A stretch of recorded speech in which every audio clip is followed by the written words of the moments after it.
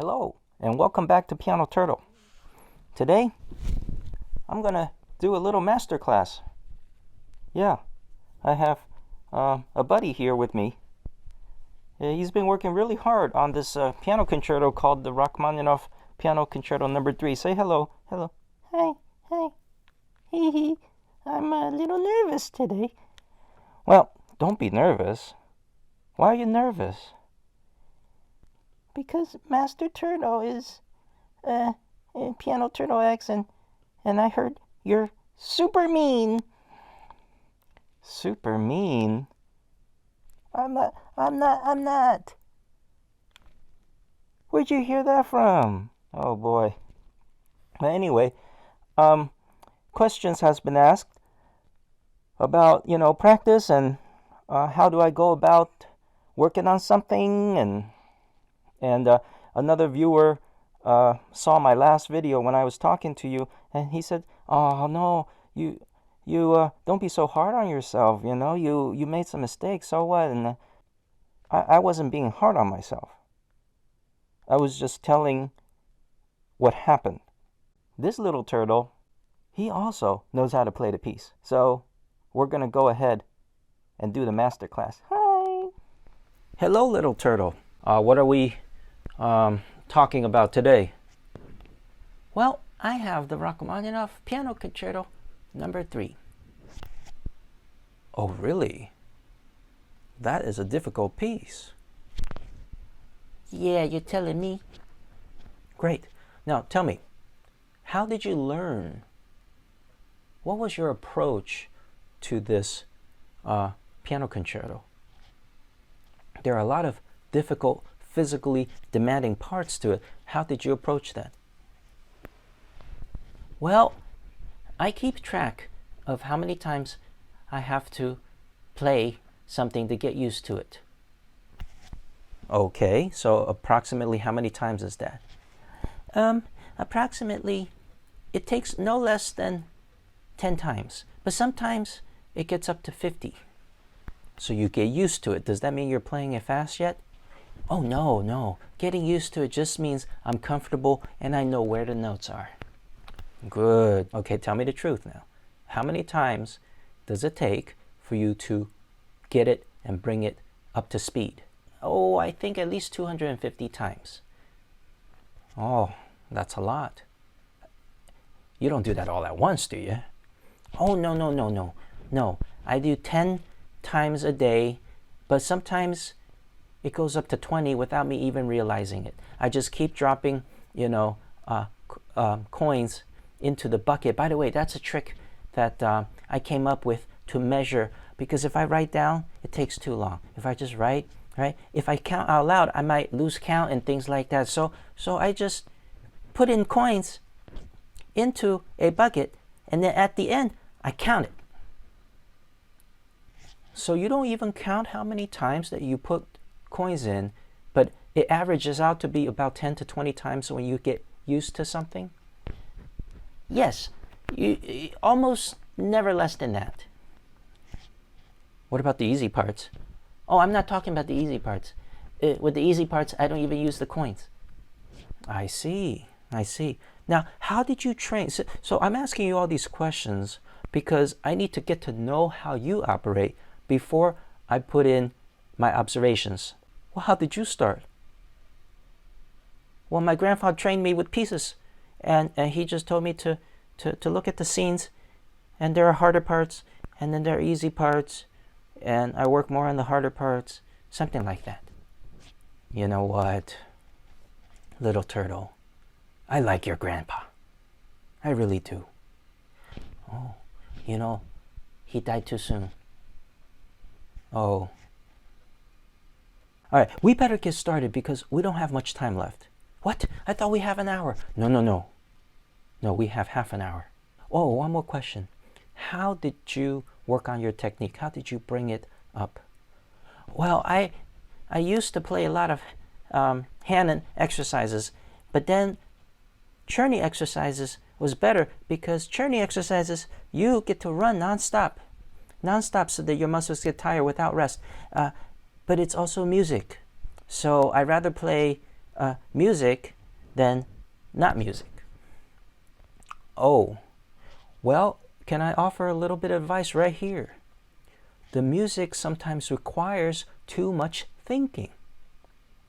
And because you're sparing thoughts to thinking about the choreography, the music, you're losing the focus on how your body feels, how your fingers feel, how each muscle feels. So, I will recommend just save some time and be dumb about it. No brain. No way. That stuff is super boring. Well, we're not in the Stone Ages anymore. There's Netflix. Put on a 2-hour movie because you don't have to think about this. Keep doing these hand exercises until the movie's over. I bet you won't be bored. You'll get tired, but then rest a little and keep going. Now, how long do you exercise? Oh, I exercise. I make sure I exercise 10 minutes every day because I want to be a good little turtle and to earn my coins. I get paid to practice. Oh, is that right? That's nice. That's nice. Who pays you? Well, my mom does. Try watching a movie and exercise. That doesn't count towards practice time. That's enjoyment time. Watch a movie. Make sure you buy a keyboard and turn the volume all the way down so you don't even hear it. Just exercise. How about that? Do you have the time to watch a movie? Oh, I love watching movies. All the movies that I have collected over time with my money that my mom pays me for practicing, I bought movies. Did you actually just watch them or did you watch them while exercising? Oh, I just watched them. You know what? That's a good tip. You know, when I said that I do that, somebody mistaken it for multitasking. Doing two things at once doesn't mean you're multitasking. Because when you're driving, you're using your feet and you're using your hands, right? Multitasking is thinking two pieces and trying to play them while reading English. That's what I consider to be multitasking. If one of them is without brain, you can still focus and just move. By the way, you don't need the piano. Your lap is fine. You just, for the duration at the movie theater, just keep going. Do double thirds. Do trills. You see? But do it for the entire duration. If you hear it, it's boring. If you don't hear it and you hear the story being presented in the movie, it's not boring. See that? Okay? Let's try that. That's a very enjoyable way to do longer exercise. Anyway, we better get to the piece. You go first.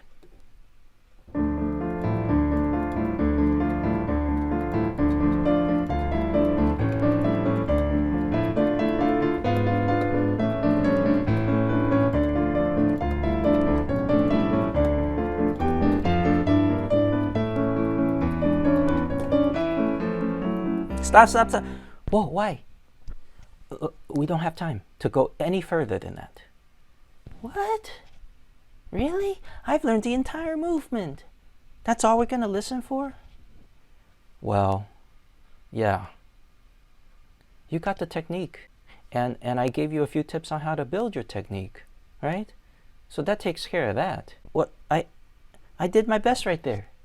What are we going to talk about? That didn't sound good? No, it sounded great. It sounded great. You did everything on the score. Well, then what is left? Every phrase can be improved, can be thought about. For example, the first two measures. We have 3 repeats followed by the motif. That's it. And then you repeat it 3 more times. Right? Okay, first of all, what do you think about repeating? Do you think you should go in a direction or do you simply repeat it like a machine? Oh, I don't think I even asked you, how are you today? I'm fine. How are you today? I'm fine. How are you today? I, I, I'm fine. How are you today? I said I'm fine. What are you trying to do? I was repeating, and you got emotional about it. You see? So think of it that way. Repeating maybe is an opportunity to do something else. I would suggest crescendo first. So get louder during those repeats. Okay, let me try that.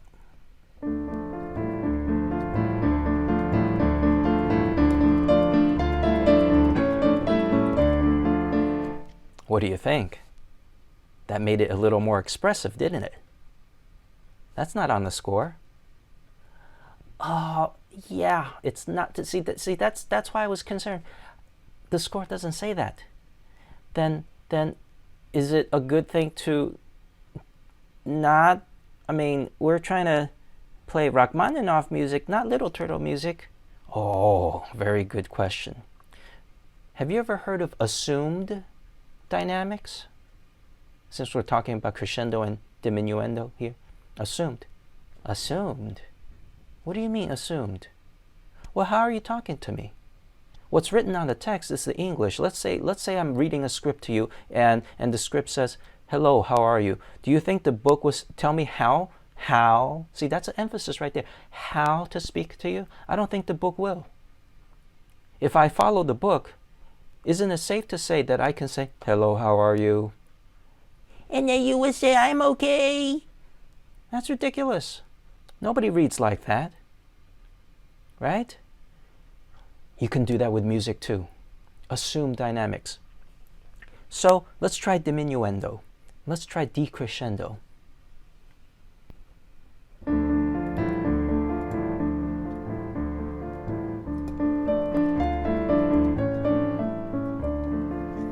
Wow. Did you notice that you are taking a little extra time when you're trying to get softer? That's not written either. But is natural. See? When we speak, we naturally do certain things with the tone, with the inflections. Do that with music. Have you ever thought about it that way? I think somebody else said that too. But I don't think I did. I must admit. But you know what? On the other hand, there's so many notes. I was just trying to get busy with the notes. Okay, all right. Do your mechanical drills. Put the notes in. Data entry, let's call it. But then after that, that's where the fun begins. I don't treat my practice sessions as practice. I see it as exploration and collection. That is my practice. And then after practice, I call it the enjoyment sessions. You see, after I play it by memory, which you have. Now, because you did, this class would have been entirely different if you didn't. You got the first movement, so I just want you to be able to enjoy it fully. Right? If you're going to repeat 400 times or 500 times, don't repeat. Do something. All right? Early stages, if you got to do the mechanics, go watch TV while you're doing that. When you're done with putting the mechanics in, now pay attention. Okay? Working on the mechanics is really step 4 and 6. You pay attention to the musicality way before that, and then round it up by paying attention to musicality once again. Okay? I think I'm following. It's a lot of information. No, just because I use a lot of words doesn't mean it's a lot of information. The concept is simple. Data entry, exploration, artistry. That's it. Data entry, exploration, artistry. Simple now. Yeah, 3 things. Hey, I like that. Thank you, old timer. Okay. All right, let's move on to the second phrase. You see the way I just did that? That's what you did. But assume there's a dynamic. How do you know? One simple way, if nothing else is written, go with the flow of the shape of notes. In this case, the shape goes up, and then stepwise is down, and then it goes up again, and then it goes down again. Move along with that. Hello, how are you? Instead of hello, how are you? Hello, how are you? The way I said those words are assumed dynamics and expression. So let's see what you can do. Go with the shape of the notes. Let's try that first.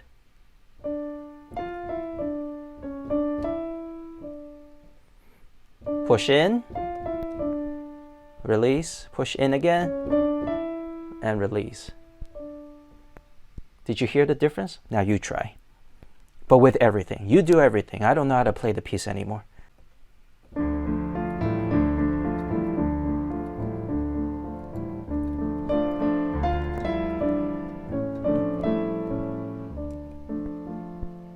Oh, that's hard. I'm not comfortable with that. Yes, but you don't have to worry about where the notes are, and you're exploring expression. First, let me ask you this. Did you enjoy doing that? I didn't think about that. I was just trying to do it. Oh my goodness, you're kind of tough. Oh, well then try again, but ask yourself whether you enjoyed the improvements. I like to do a gentle curve, not two curves, one gentle curve. I like that. But hey, that's up to you. That's up to you. Everybody, music is subjective, and that's okay. Okay. This time, try to relax into it. It's not that serious.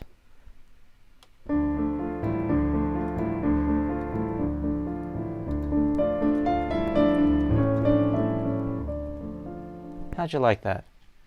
Can I try again? Of course you can. But to save time, just this part. Oh gosh, what? Okay, I got it.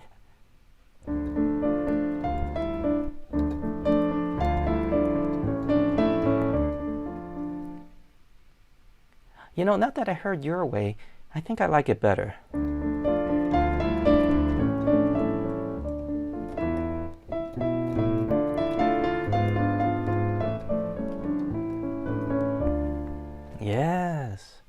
Yes. I wasn't kidding when I made a video about every phrase can be thought about and every phrase can be improved. All right? It doesn't matter whether it's noticeable or not noticeable to anybody else's ear besides yours. It's your feelings. Did you notice the difference? Yes, I did. Especially if I pay more attention. Bravo. Give me high five. Okay. So now, if you can explore and learn that is a good thing because it's exploration and artistry, the data entry part is much less tedious because you can do all of that during the data entry part. You don't have to be mechanical about it. And then you put a movie on top. Ooh, that is. You know, that still sounds really crazy to me, though. Do you really do that? I do that every day. Especially now. You've motivated me to learn the concerto, too. But my old fingers are slower than yours. You actually play better than me now. I've been out of the game for a while. And guess what? I go to Hannon, turn on Netflix, and I work out. 2 hours. And you only work out for 10 minutes. Imagine. I think I might catch up to you. Oh dear. I would like to see you play it. Let's move on. Otherwise, we really lose time.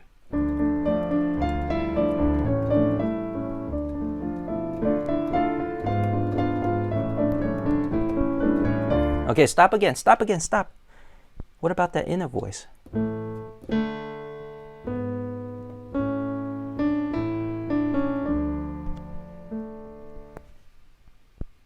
You were favoring all that artistry for the right hand, but then the oboe voice got lost. Didn't hear it. Yeah, but if I'm trying to bring out the melody and also the oboe, if you bring both out, then really it's just all louder. Ah, that goes into the next interpretation. Even with the two notes, one repeat another, do you think you should bring out the outer voice or the inner voice? Maybe the outer voice. Let's try.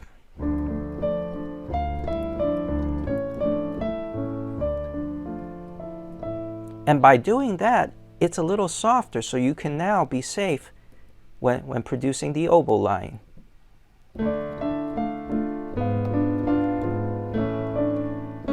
Your thumb gets it.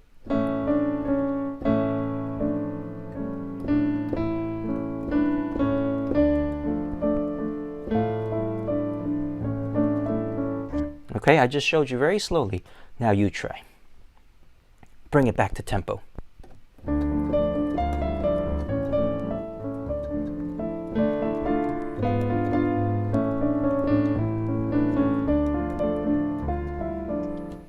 Right.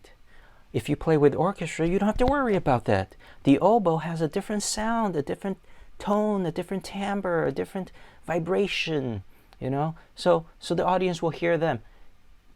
But if you were to do a piano transcription, you're going to have to pick and choose which to bring out. Oh my, oh my. Later on, there's over 5 voices. How do I pick and choose? You're going to have to do it more than once. You get to enjoy it. The audience may only get to hear one version, but you get to enjoy endless variations. See, I want to inspire you to never be bored with practicing again. This is our first session. That's what I want to do. I'm sharing with you simple concepts that everybody can understand, such as speaking naturally. Let your fingers do that. Connect the two. It's very natural. Number 2, not everything have to be musical. Once you got that memorized, and it only takes a few seconds, doing that for 2 hours, nobody thinks to do it for 2 hours. Hannon asked you to do it for 1 hour and 30 minutes, the entire book. Do you ever go on a jog? Yeah. Actually, I like bicycle riding. Do you listen to music while you do that? Well, I'm going on a jog with my fingers and I'm listening to music. In this case, it's a movie. It's not multitasking. It's something that everybody already thought of doing. This is nothing new. This is nothing new. I just brought to your attention that it is not multitasking, and you can definitely do it. Get your speed up even further, beyond 208. Okay? If anybody's at 90, get it to 91. At 95, get it to 97. Then you get all these notes, but it's about after you get the notes. That's what I want you to think about from now on. Later on, when we get to the 5, 6 voices, we're going to have a lot of fun with that. We're going to have a lot of fun because each voice is a different flavor and you get to enjoy it. And I am now inspired to learn the whole piece. All 3 movements. Do you have all 3 movements? Are you going to learn the rest? The last movement, it scares me. Okay, little turtle, don't be scared. A note is a note is a note. You read it off the page and you put it in your mind, and your mind tells your muscles to do it, and your muscles are not intelligent. They will obey. But have you ever seen the movie Minions? What happens when Gru, you did? Okay, good. What happens when Gru is not around the minions? What do? Oh my goodness, they are all over the place. They're oh dear.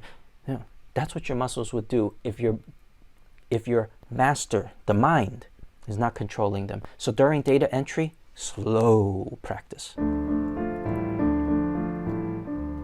Okay?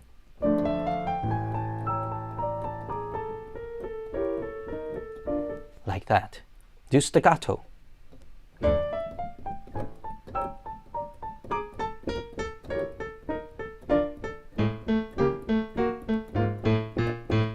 Intentional, intentional. Any mistakes you practice, they will remember because they don't have a brain. The muscles don't have a brain. They obey, which is both a curse and a benefit. If they obey you, as long as you're a good master, no problem. All right, let's move on to maybe this part. Okay, you go ahead.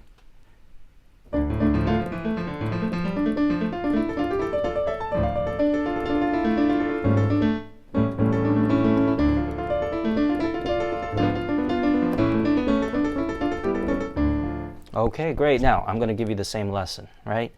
Express with it. Who gets the melody? Well, not me. I get the 16th notes. Okay, if you play with orchestra, you're going to have to keep those 16th notes right on the tempo, metronomical, okay? Because if you don't, you're going to fall apart. But one of the benefits of doing it all by yourself, enjoying it all by yourself, is now you're freer to express the melody line. So please, just play the melody line.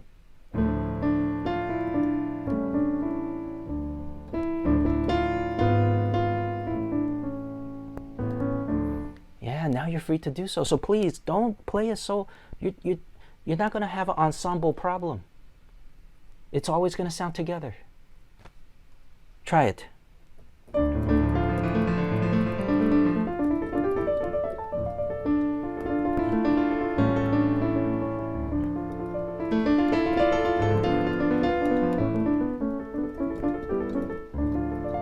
You see? You expressed very well. Good, good, good. I just want you to free up to express. And don't worry about the speed. Slow it down a little bit.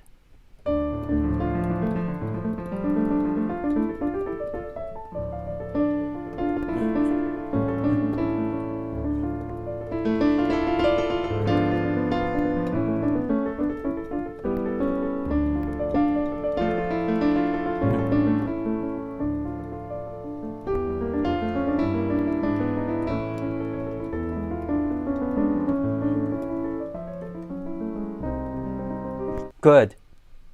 Now, go back to the way you're used to. Oh, I don't think, I might not like that anymore. But you know what? Rachmaninoff played a really straight, well, didn't we already talk about that? He's playing with the orchestra, which is a good thing. Don't get me wrong. It's a great thing. But you got to work with others. You got to learn how to work as a team. So there are certain things that we have to do at the expense of some expression, okay? Go back to the old way.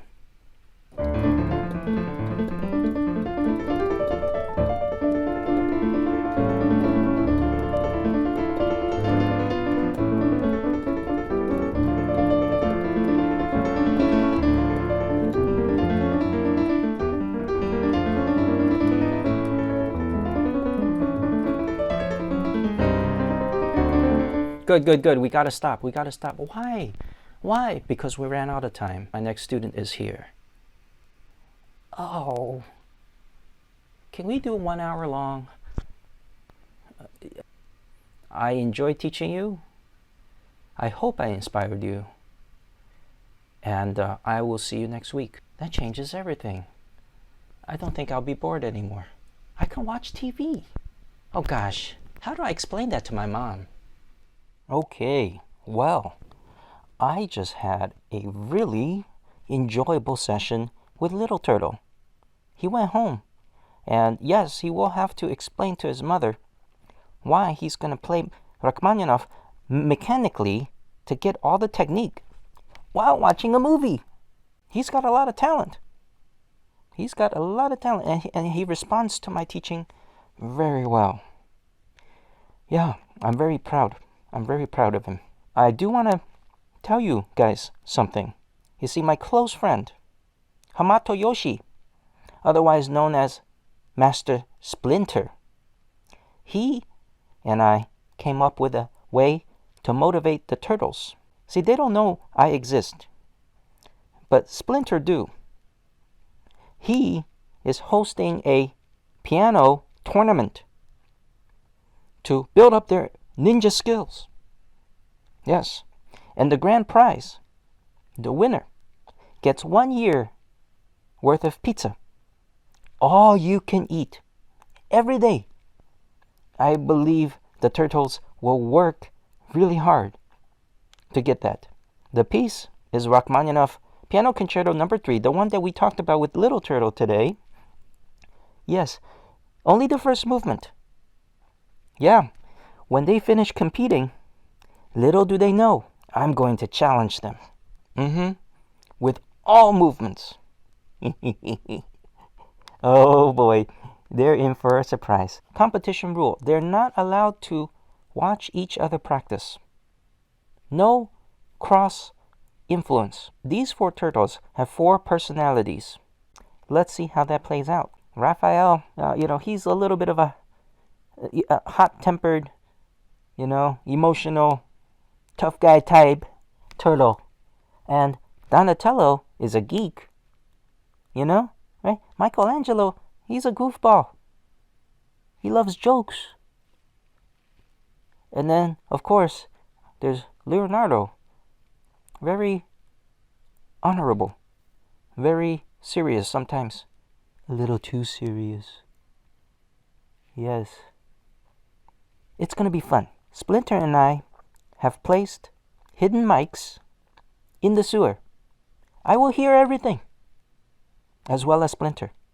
And he will offer final comments on how they did, including improvements. So with that said,